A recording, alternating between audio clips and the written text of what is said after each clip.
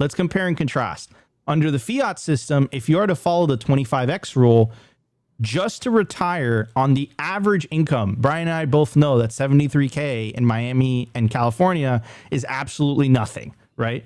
But again, this is kind of like the average for the country, right? $73,000. And if you go anywhere else in the world, $73,000 is a lot of money. You could live pretty well.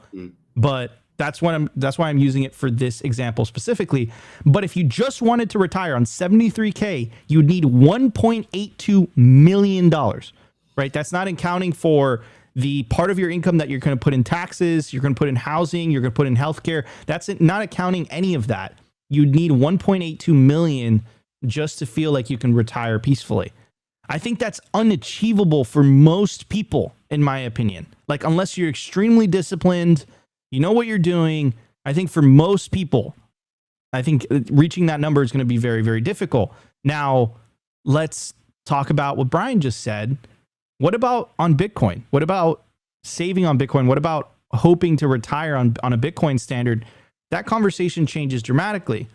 So Brian expects 150% Bitcoin appreciation rate over the next 10 years. Let's keep the 73,000 the same. Let's keep the USD increase 4%, so 1% over what it's currently being reported as, and your stack size. Now, what's really crazy about this with these high numbers is that your moon date would actually be this year. 5 months. Wait, 3 months from now. Let's go. So if you just have one Bitcoin, you could, and it appreciates 150% over the next 10 years, you can theoretically retire this year, which is absolutely nuts. But okay, let's go a little bit down, because I know that one Bitcoin is out of the reach, out of the reach of a lot of people, especially if you're new to Bitcoin, your class of 2024, class of 2023. I want to be respectful to you guys. So let's just put it down. 0.1 Bitcoin, right? When is your moon date? 2027. So 2027, if Bitcoin's annual appreciation rate is 150, you can theoretically retire off 0.1 Bitcoin. So 0.1 Bitcoin is currently going to cost you $6,900. Now compare and contrast that with this. So $6,000 versus 1.82 million. Now, I know what a lot of you guys are going to say. Annual appreciation rate is a bit high. Okay, so let's go ultra conservative. If this hit 20%, I would be highly disappointed, but let's just do it for the sake of this, right? Your retirement would be 2054. So 2054, I think that's 30 years from now, right? So if you're 30, that's roughly, you're roughly 60 years old, or 65 or 60. Yeah, literally like 60 years old. And that's with 10 million sats? That's with 10 million sats. So that costs you $6,900 today. And Brian, get this. This is only with an annual Bitcoin appreciation rate of 20%, which we know, like...